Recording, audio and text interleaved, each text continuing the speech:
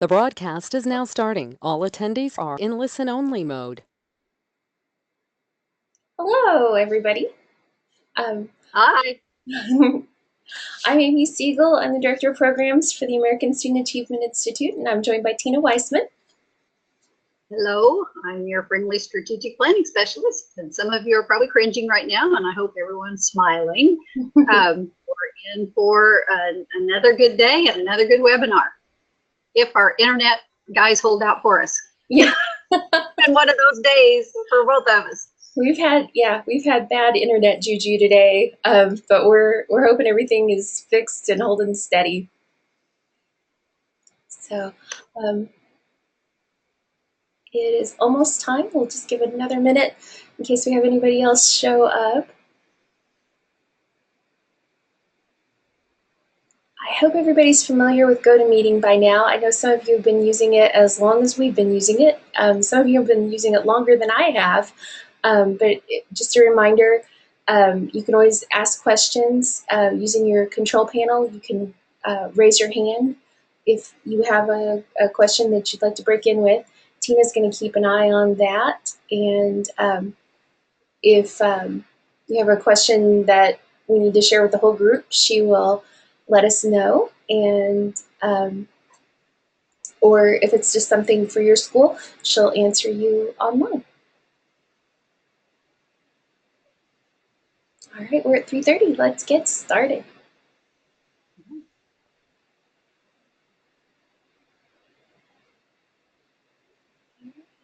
So today we are working on the interim evaluation.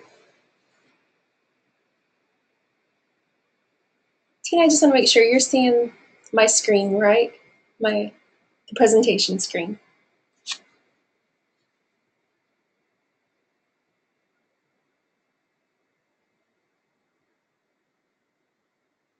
Excuse me, I had muted myself. Yes, I can. Okay. We're good. Great. So welcome to December. This is a great time to ask what is our status as far as our school improvement planning work. And our mid-year check, we're going to have you think about today the status of your interventions. We're going to be walking you through discussion 2 that you'll be doing with your school improvement council. And we want to also make a note that it's a good time to also make sure you have all of your submissions as meets criteria going into January. Tina is going to be sending out her friendly reminders, and that'll list anything that isn't currently meets criteria. And remember, those are just to help you stay on track. We send those out because we know not everybody has time to log into their SI2 online system every day like we do. And we just want to make sure that nothing slips through the cracks and that you're prepared to start reviewing and revising your plan in January. Tina, is there anything you want to add to that? No, I don't think so. I'll send those out tomorrow so everyone will have time to get things kind of lined out. I know the holidays are closing in on you very quickly and you're doing I-step testing and everything. We do understand and we do feel your pain. So I'll get those out and then you can kind of go from there. So look for those tomorrow. And as always, if you have any questions or need help with anything, just get a hold of Tina. She's always there for you. By all means. Let's talk about this month's discussion. A quick note, it is December and everybody is busy with holidays, and we know December is going to be a short month for you. However, we still need to have this council discussion because it gives you really good information on how we're doing so far with implementing interventions. So I'm going to go over some tools, and this might be a month where you need to send a couple of reminders for people to participate in discussion. If you're going to set up an online discussion, you always set up an online discussion. If you're going to set up a face-to-face discussion, you might want to send a special note reminding people a couple days before your face-to-face meeting, and just letting them know that everybody's busy this time of year, of course, but please be here. We really value your participation and your view of things. And then if you don't have the participation that you need, and you're not getting voices from all your different sectors on your school improvement council, if people don't come to your face-to-face meeting, be sure to to let them know that they can still participate online. And if you need to, go ahead and resend their council invitations. But just, you might have to go after them a couple of times. And we try to give you all the tools that you need to do that. Council discussion point person. This is going to be one of those responsibilities where you'll need to keep a good eye on this. Also, remember to ask your steering team members for help if you need it. You guys are a team of 6, and we're hoping that you support each other in this work. So let's look over the process. I'm going to switch over to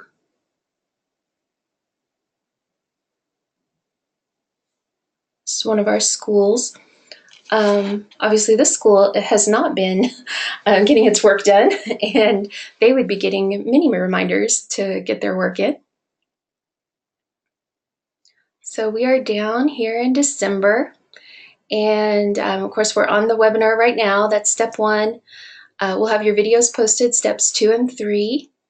If you're having a face-to-face meeting in particular, you'll want to distribute the root cause and interventions crosswalk, as well as the intervention summary. So we've got those linked for you. We have those also linked in the online discussion, and we'll go over the online discussion in just a moment. So you're going to open your discussion, you'll monitor participation, enter your discussion summary, and of course then the student body discussion point person is going to be downloading the guidelines for, or the helpful tips for having the student body discussion. And then as always, your rubric items are listed here, and you can go over those before you submit. We try to never have any surprises for you. We want you to know ahead of time what's expected. And coming back, so the council discussion, of course, you open as always. Decide if you're having an in-person meeting or online only. I'm going to say that we're just doing online input, and that our online input will close on the 31st. And then I send my invitations.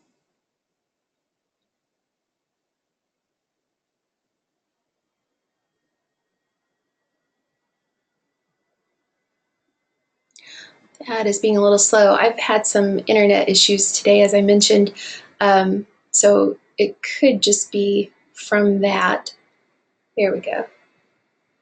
Okay, so now it shows that we have sent the online invitation and the discussion is open. If I need to resend any discussions, I believe we updated this recently so that we can just click on the envelope and it'll say, are you sure you want to resend the invitation email to this person? And if I say okay, the email sends. And so this is a little different. Before we had you doing some copying and pasting. This is an update from our system. And if folks are telling you that they haven't received their invitation, make sure that they check spam. Make sure that they have our address, ASA at asainstitute.org. Make sure that that address is whitelisted so that they can get email from us. So back on the process, once my discussion is open,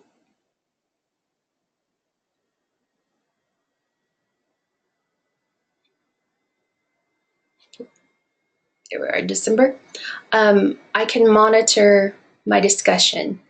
And one of the things that we have in the reports column for step 7 in monitor is you can see who's participated.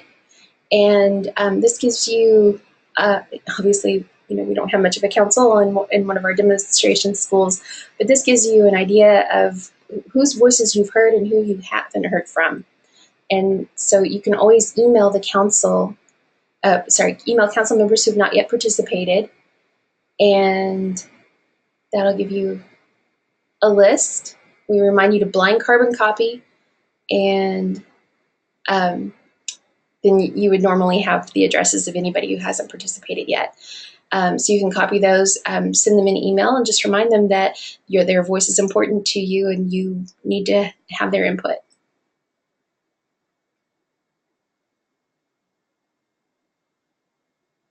Okay, are there any questions about the online system part of December's work?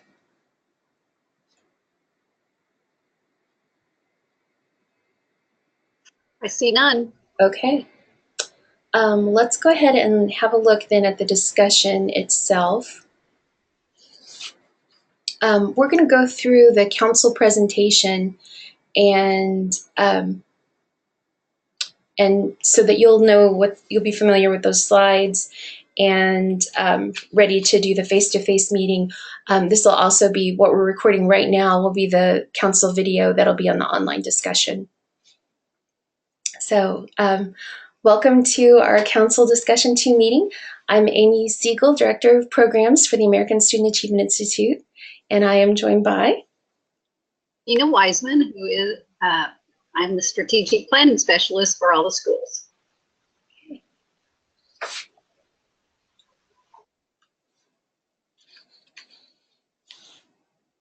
And we'd like to welcome everybody here today. And what we're going to be doing in this meeting is an overview of the year. We're closing in on the calendar year. We're closing in on the first semester of schools. And so we really want to take a good look and see if the initial implementations that were put in are actually doing what we wanted them to do. So your school community has been focused on implementing the plan that was developed in 2016-17. And in this discussion, we will ask all of you to evaluate the implementation of the interventions so far this year.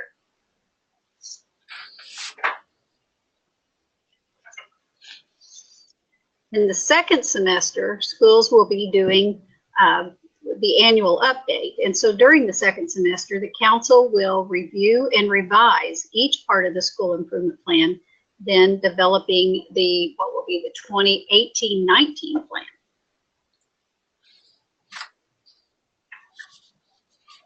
So let's have a look at today's discussion. I'm actually going to show you the discussion page, which you might already be on. But the purpose of this is to answer 3 questions. Is the intervention being fully implemented?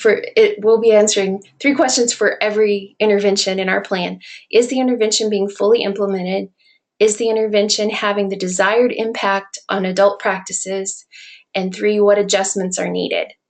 And your steering team will take this feedback and make adjustments to your interventions and how they're implemented during second semester.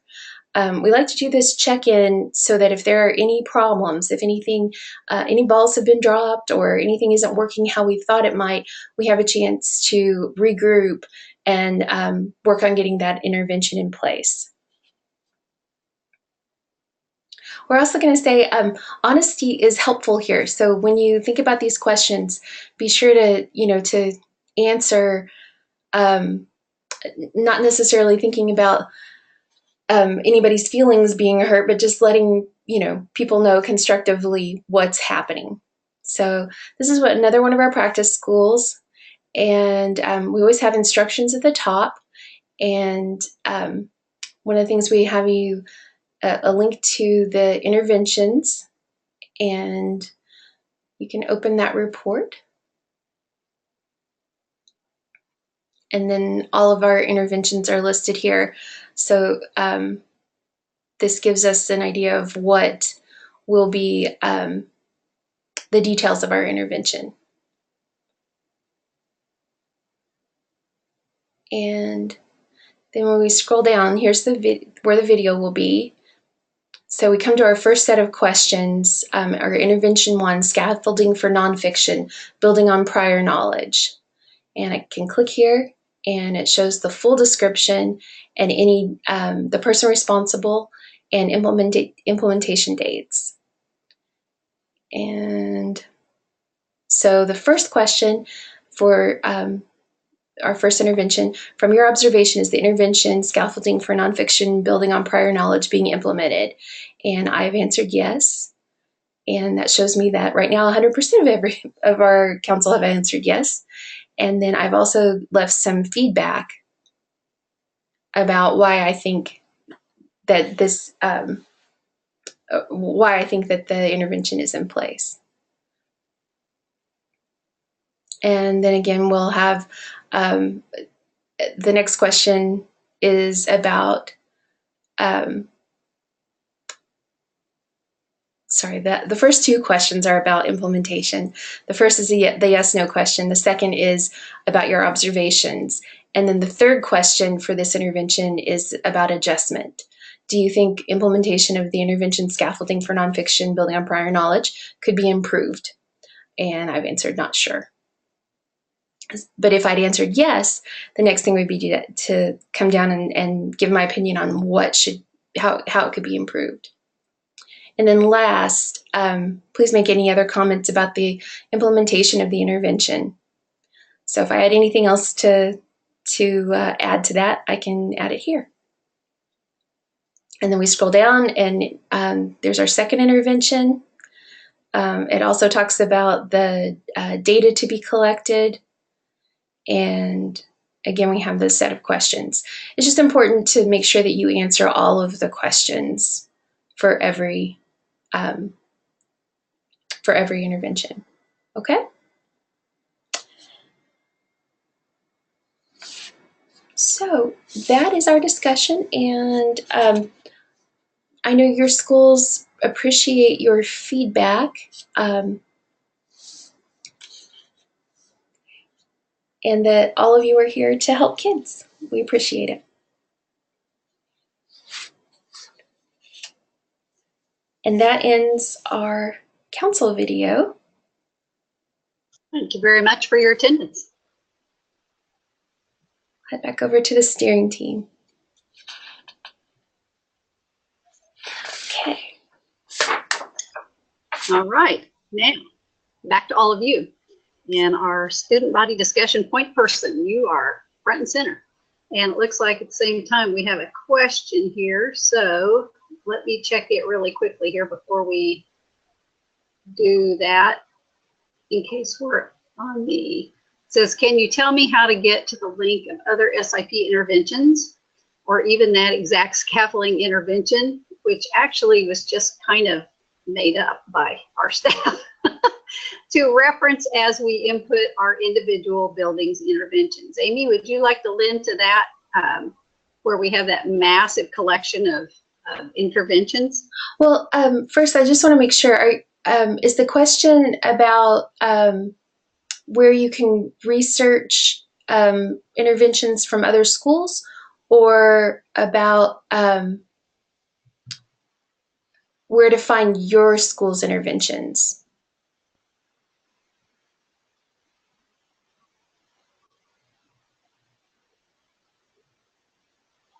Okay, I think it's about finding the interventions that other schools. We have a step. We find it down here in intervention update. Of course, none of this is available quite yet.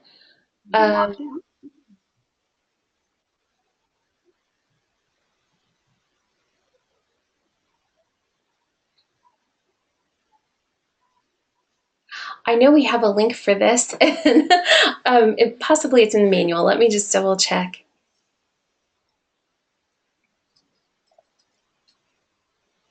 I think maybe that is where it's at. Okay.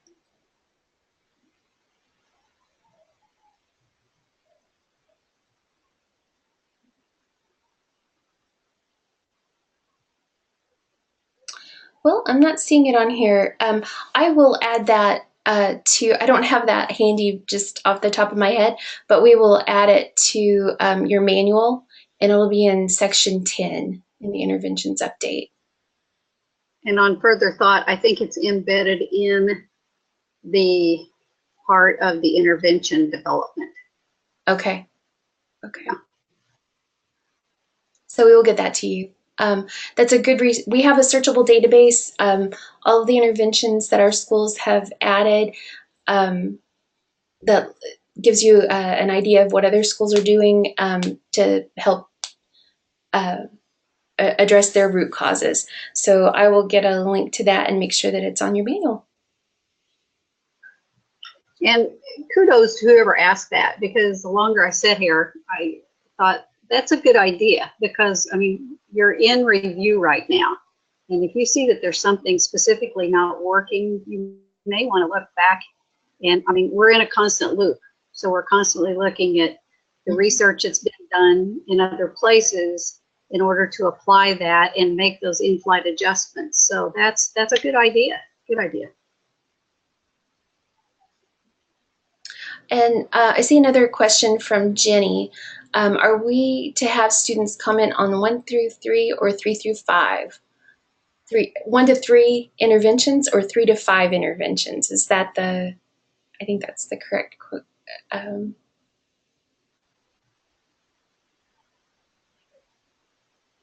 Let me switch back over. Oops.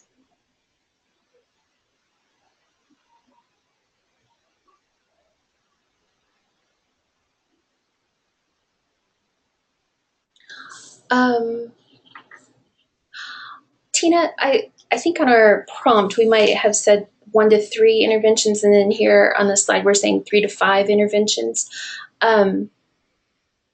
Is that one of the things that's kind of grade level dependent, that our elementary students might be doing 1 to 3 interventions in their discussion, and the high school students, middle school, we're having them do 3 to 5? Right, and that's also going to be, and Amy, feel free to disagree with me, that really is going to depend in relation to the actual interventions list. We've talked about that before, that if your school has several that are teacher-centric interventions as far as professional development and things like that, your student body's not going to know what that piece is. And throwing that out there for them to write about or to discuss is not going to work. I know many of us have tried and failed, but it can be reworded as to how the kids can be a part of that. I think, Tina, too, when you're in the early stages of implementation, when that professional development is very focused on knowledge about a new skill for teachers, that would be true. But eventually, we should start to see early use and routine use in the classroom.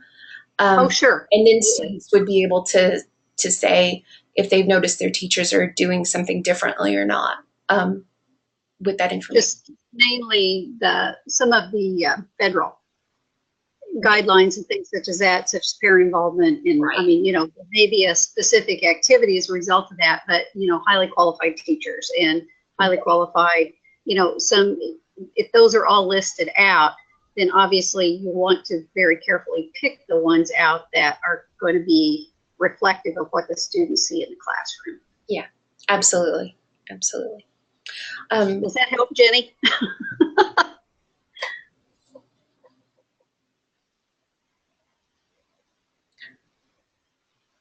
Okay.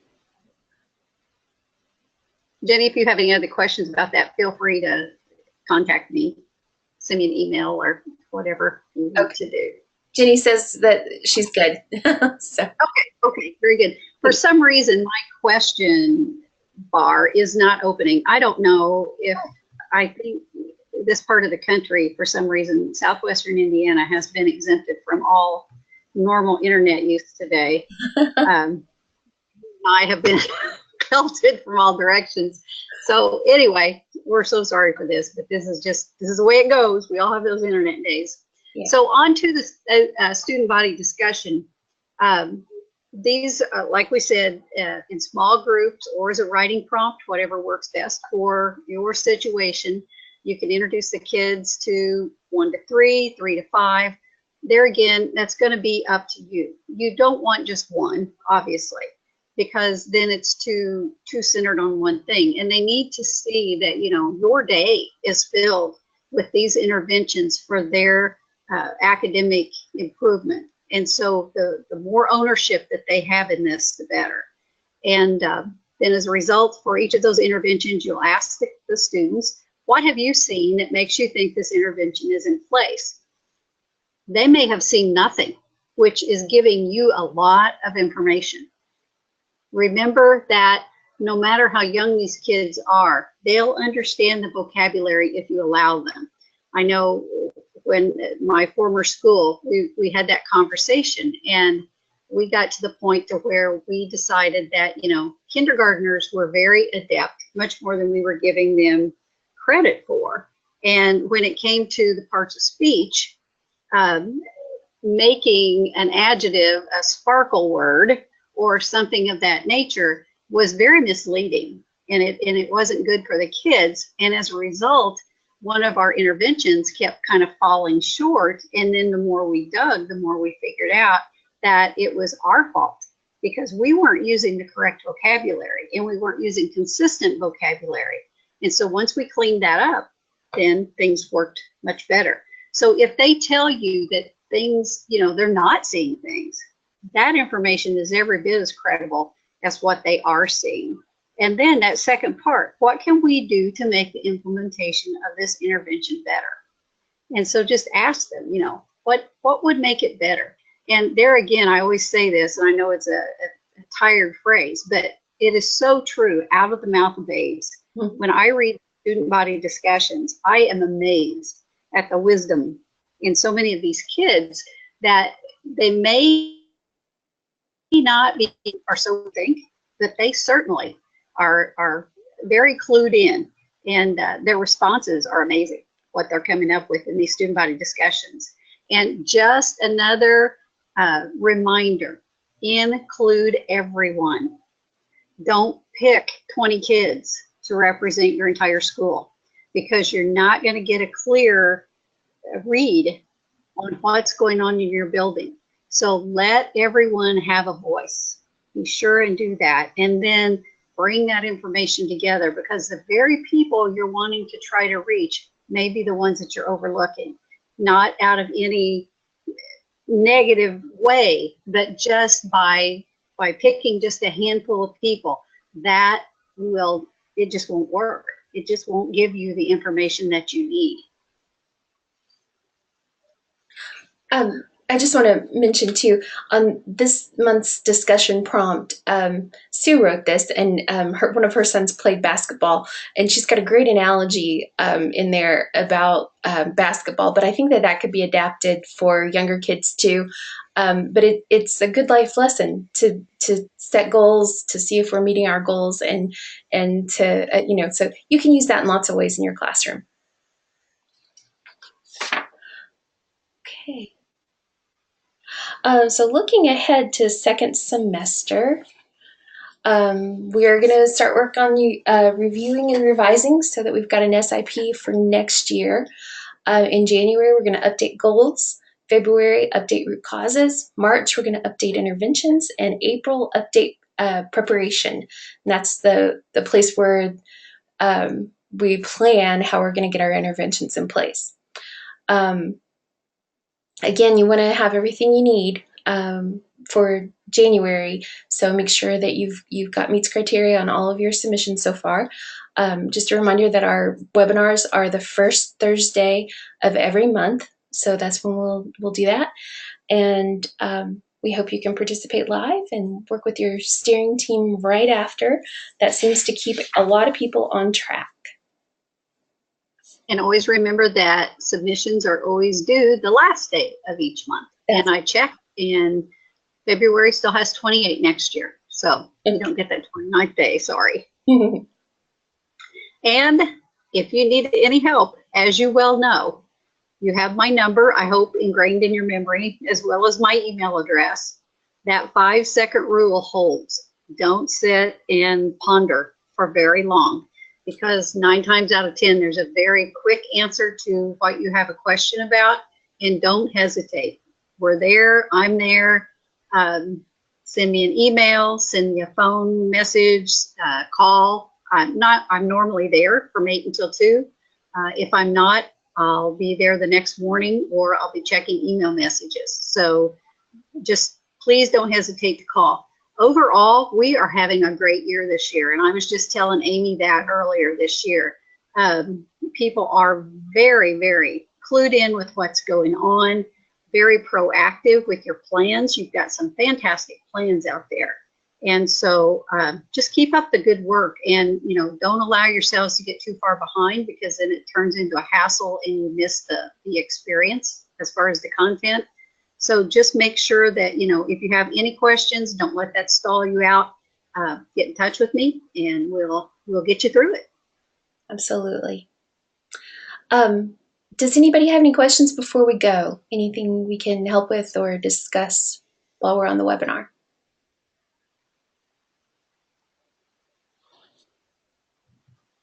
I would be happy to switch back over to the online system if anybody has a question about any of that.